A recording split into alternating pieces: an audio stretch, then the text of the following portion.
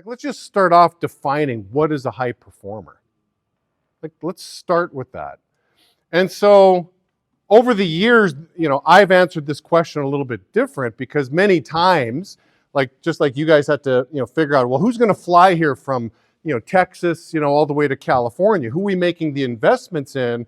And so the answer is always like, well, I'm going to bring my top performers.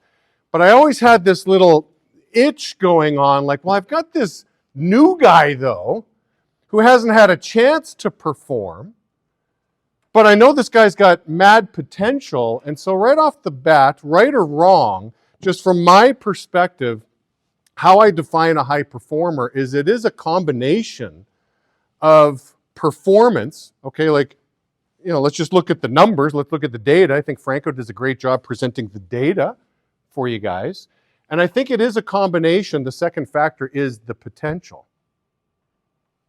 Right, so if I've got somebody young coming into my office for an interview, let's say the guy's a teenager, I'm kind of like, you're not really mature enough yet for my business. And I remember interviewing this one kid. He didn't have a lot of detail on the resume. He's this young guy, and I'm really not giving him quite the time of day. And then I go to find out in the interview that he was training for the Olympics. He was an Olympic athlete that didn't quite make it. And so I'm thinking, okay, well, you don't have the performance, in business yet. You've never really had a real job, but let me ask you this question. What was this guy's potential? Well, it's not like I need Olympic athletes in my business, but I do know that this kid had the mindset of waking up at 4 o'clock in the morning, preparing to train for a few hours before going to school. So I want to start off really defining, who are my high performers? I really believe it's a combination between your demonstrated performance, let's open up the numbers, and what this person's potential is. And I want to gravitate to people that are my performers, but I want to start off really identifying and giving some credit to the potential. I think if you ever want to predict the future, right, if you want to study, make some bets on the future, the best way to make a prediction on the future is what? Study the past. Let's look at history. Can't remember the name of the book. Talks about I think it's the 4 dimensions. Anybody read the 4 dimensions?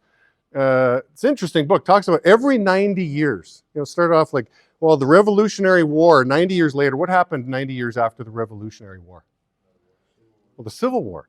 And so it talks about these seasons, what happens every 90 years. And apparently we're going through an interesting storm right now. Ironic, it's an election year. Yeah, it is. There's a storm happening.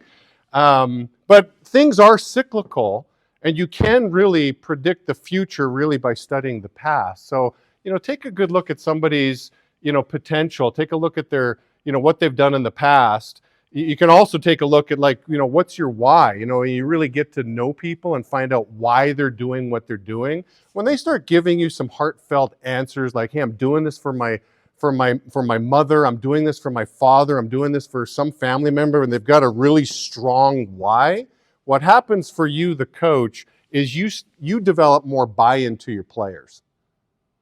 So again, I don't just want to look at the numbers, right? I really want to make that point right off the bat. Let's not just look at the data. I'm not saying the data is not important. Let's look at the data. Let's also look at the potential. Any questions on that first point? Okay. Second point is really I call it window leadership versus mirror leadership. A window or a mirror. And I think it takes no talent to look out the window and see flaws in people. It's easy to pick people apart. It's easy to look at other people and see, oh, well, this is wrong or that's wrong. That's window leadership. I think Ken Blanchard refers to it as seagull leadership. A seagull, just sees something wrong, flies in, craps all over people, and then flies away. Oh, thank you, Mr. Seagull. Right? Again, window leadership to just find the problem, but it does take some courage. And it does take some guts to take a look in the mirror and realize that what you see with your people really stems from you. It's like, what? I see something wrong with my people and you're telling me it stems from me? I'll just give you a brief story. So back in the good old days, right, we we'd have our morning atmosphere. That's nothing new for you guys, but we'd also have evening atmosphere. So at the end of the day, we'd always come back to the office. We'd kind of tuck the new guys into bed. They're on their way, and the leaders would kind of hang out and talk. And I remember one time complaining to a leader that I'm like, that my team, they really lack the student mentality. They don't ask questions. And it was driving me a little bit nuts. And so as leaders, we're sort of sitting around there listening, and they're like, well, Jamie, well, what student mentality do you show them? I'm like, well, hang on. I'm the teacher. It was kind of what do you mean, what student mentality do I show them? I'm here to teach them. I'm high rolling. I'm producing. You guys are high rolling. You guys are producing, but they're not asking the questions. No, but have you modeled a student mentality to your guys? And I'm like, I don't think so.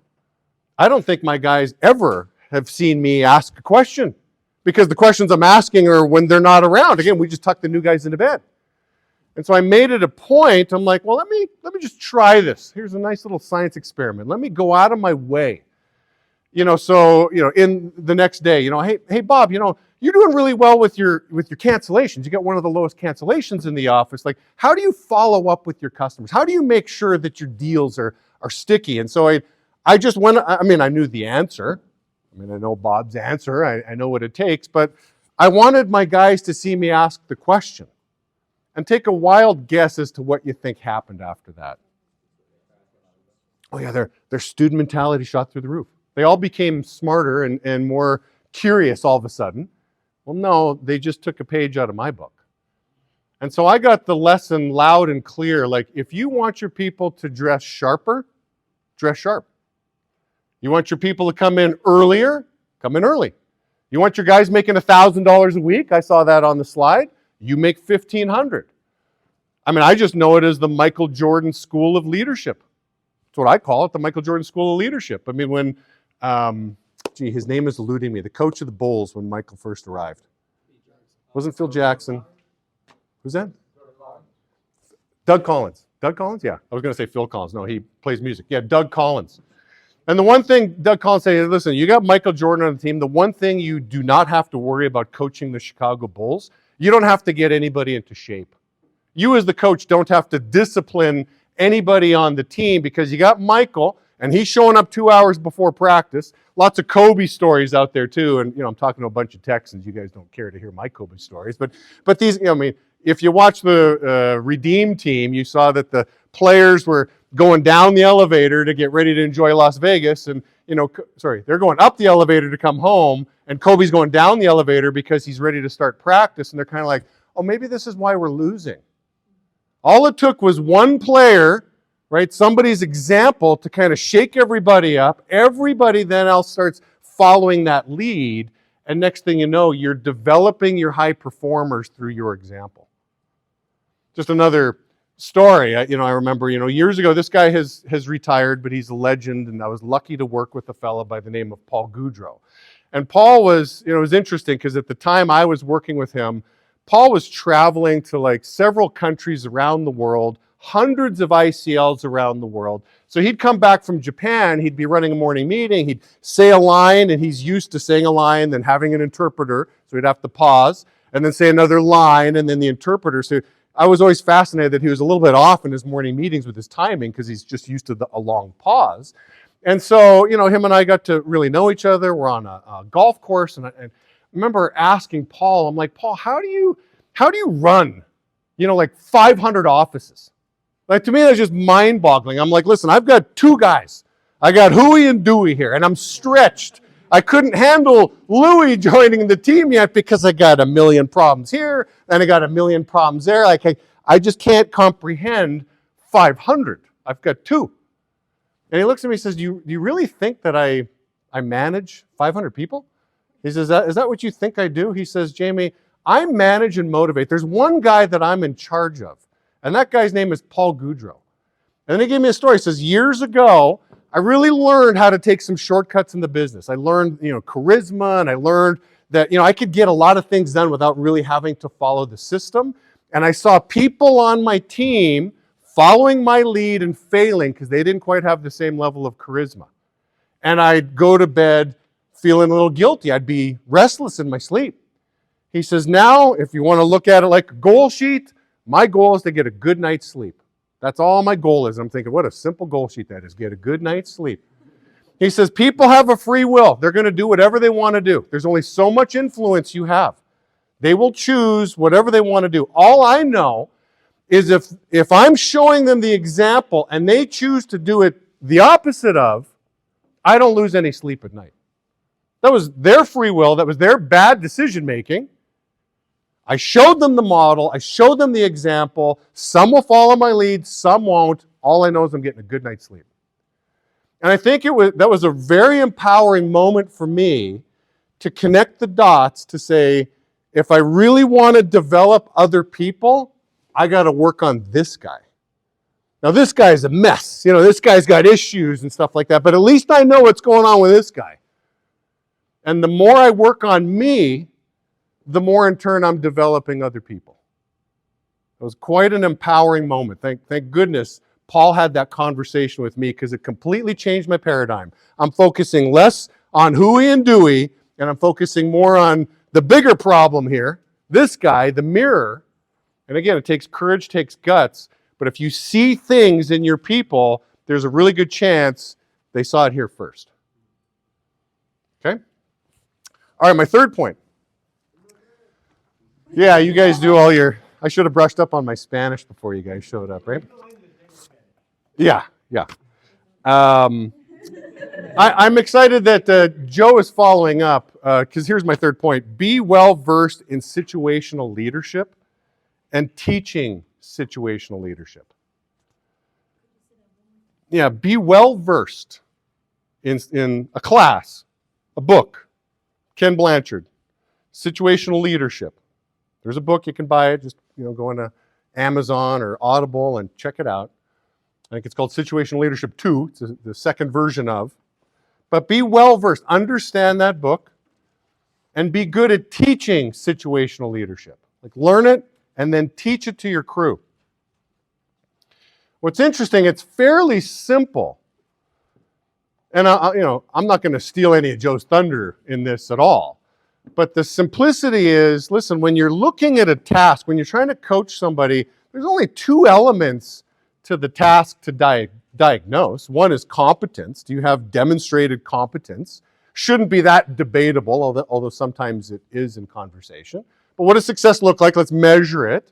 What's your competence? And the second part, which is obviously a little more gray, what's your commitment, your motivation, your enthusiasm towards something? That's really what we're looking in the student. We're measuring competence and commitment. And then you as a coach, well, there's two coaching styles. Again, back to simplicity. There's direction, offering instruction and being direct, and then there's support. And so what happens when you're well-versed and your people are well-versed in this? I'll just give you a scenario. So you're dealing with a guy in the field who's, struggling with, let's say, the close. Okay? And so you see it, he sees it, and you're like, okay, listen, we can agree that your competence when it comes to closing, this one task, okay? I'm not talking about getting people to stop. I'm not talking about a great introduction. I'm just talking about that close. We're struggling with close. The competence is low, but from what I'm hearing you say, your commitment is high. You really want to get good at this. Are we aligned with that? Yeah, Jamie, that describes me to a T. Okay, so then what you're telling me, what you want from me, according to, again, Ken Blanchard and Situational Leadership, is you want high direction from me. You want me to tell you exactly what to do, and I don't have to give you a whole lot of support. Yeah, exactly. And so the key, again, why you want to be great at situational leadership, again, study the book. Joe's going to teach you for an hour here with you guys.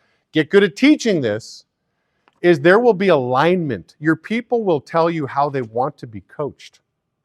When we started bringing this class into our culture, it made a massive difference in our business. I remember, sitting in the class and I'm kind of like, oh, no wonder I'm having some conflict with some of the people I'm coaching. I'm offering direction when what they really want, they don't want to be told what to do. They've already proven that they can do it. What they need is support, Jamie, duh. Okay, let me try that on. I remember right after the first time I heard the class, the next week, immediately, I'm like, you know what? I'm going to put direction on hold with this individual. I'm going to increase the support. And I'm telling you, it was like magic. I'm like, why didn't I read this book like, as a brand new leader? Probably wasn't written back then, but get well versed in this. The other piece with being well versed in this, in my opinion, it's part of the value add. Like, why should a new person come join, your business? I'm learning sales, and you can talk about, well, you're learning, how to be more marketable, and you're learning how to be persuasive. You're learning sales skills. When you start adding applicable courses like situational leadership, you're adding serious value to these people. You add Franklin Covey focus, right? Like how to priority management. That's what that class is all about. You can learn that. You add situational leadership. You start dissecting some of these courses that we introduce to our business. I'm telling you, you're bringing more value to the table. You as a leader can kind of strut a little bit like, I'm really offering these people an unbelievable experience in my business. So I think you'll have more confidence in your coaching too, just by the fact you're adding more value to every person you bring into the business, whether it's for just a short window of time or for a career, you're adding value. So get well versed in situational leadership. All right? And the fourth piece I have for you is really numero cuatro. I say number? Numero? Number 4. Okay, all right. I didn't realize it was that easy. I thought I had to speak Spanish, but I've been brushing up on my Spanish a little bit. So somebody ask me a question in Spanish. Ask me a question.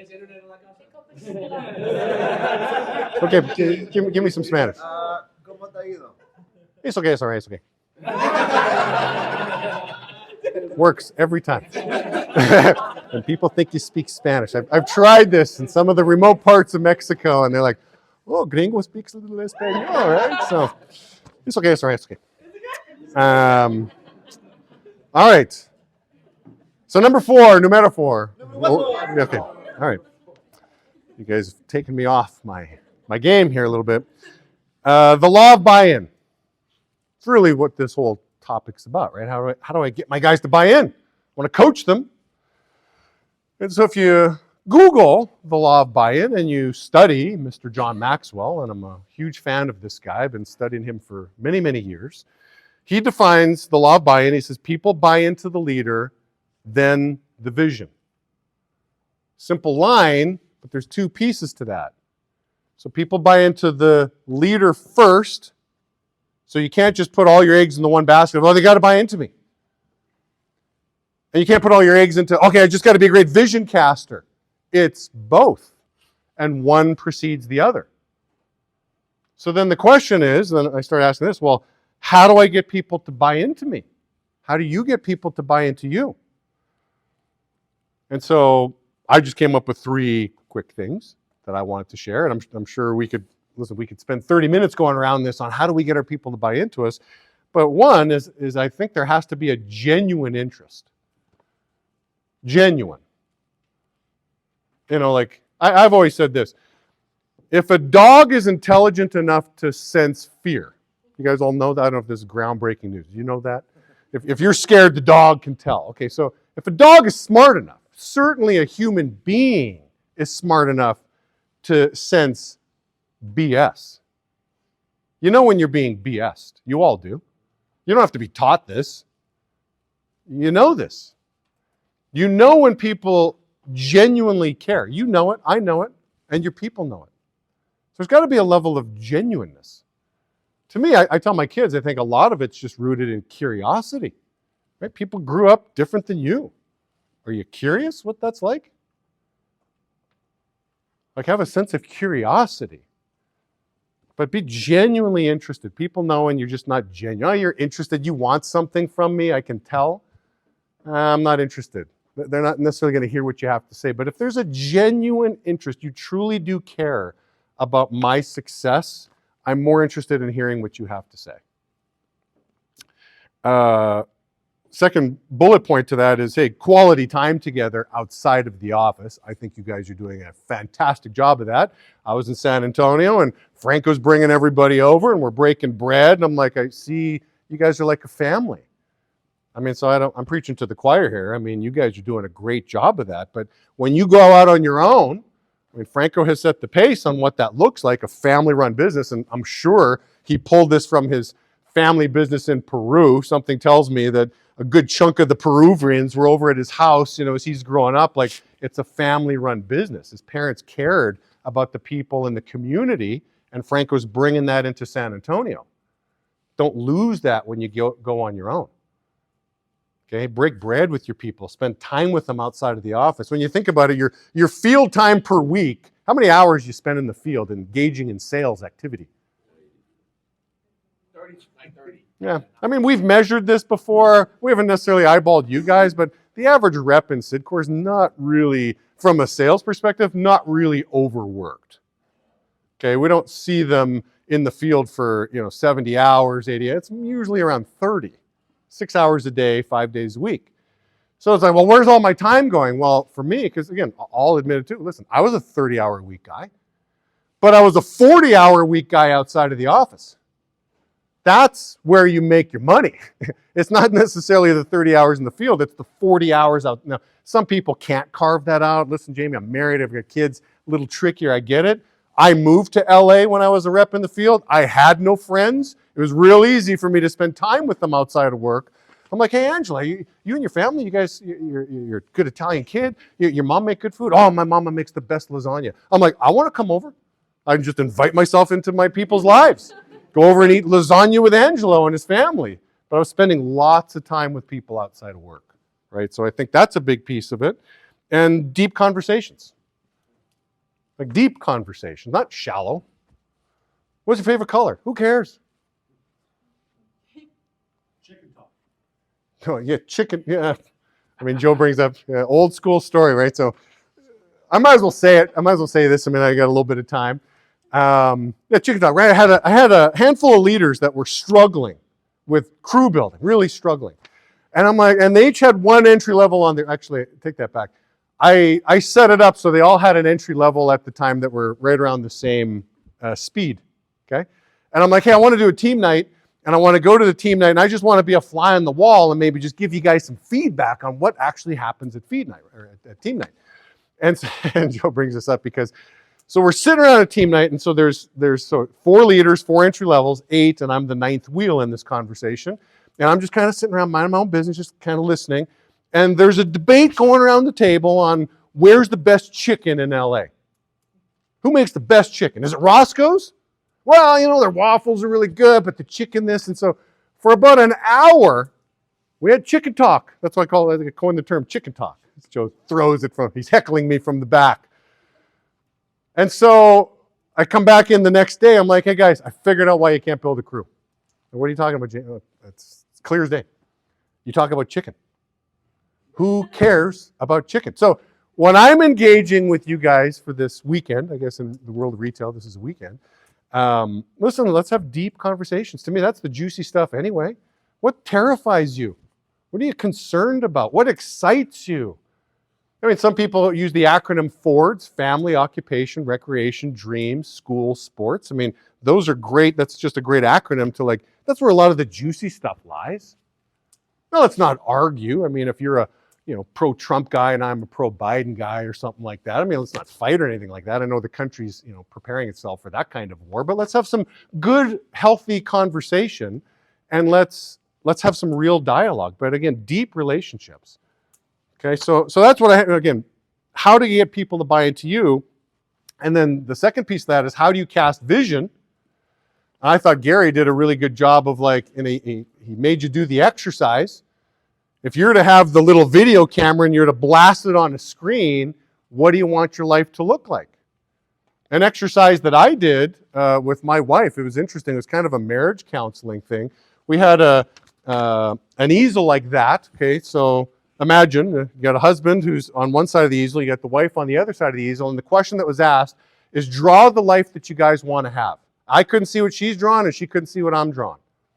So I'm like, okay, I got my markers, and I'm drawing my stuff, and then by the end of the exercise, okay, I get to see what she had, and she got to see what I had, and we had this picture of what we wanted our life to look like, and I drew some redwood trees, like some big trees, whatever. If you guys came over to my house, I wish I would have actually saved that, because, hey, I've got redwood trees on my yard. I've got the two dogs. Our first set of two dogs died. Well, we reincarnated them. We got two more, dogs, because that was in the picture. Oh, I had 3 kids in the picture, funny enough. Right? Like, I was clear on what I wanted. Clear. And so was she. And we had something to chase.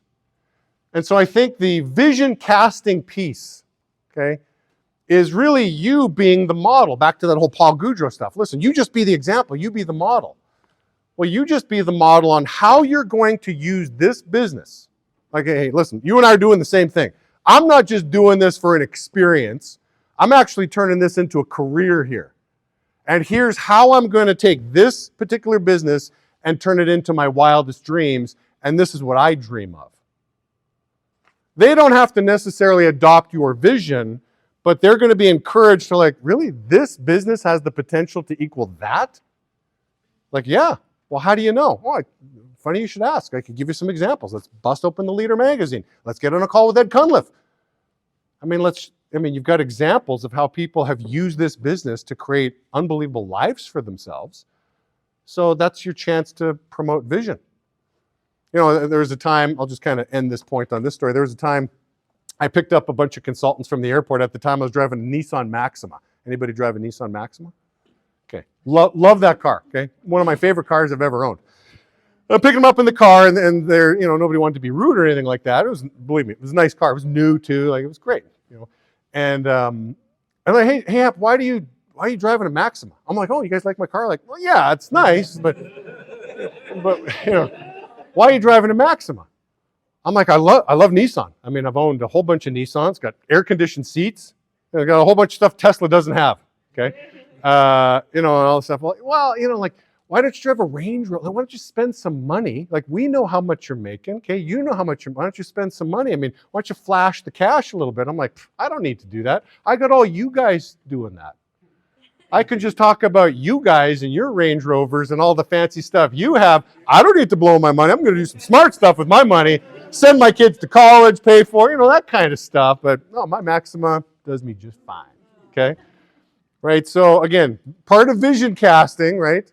You can certainly piggyback and use other people, how they're using this business in the lives that they live. So get to know who's who in the zoo, get to know the people that you're working with, and then you just cast a vision of how you're going to use this business for your life, and it gets people stirring, gets people wondering what they could do, and to me, that's vision casting. So those are my 4 points. That's all.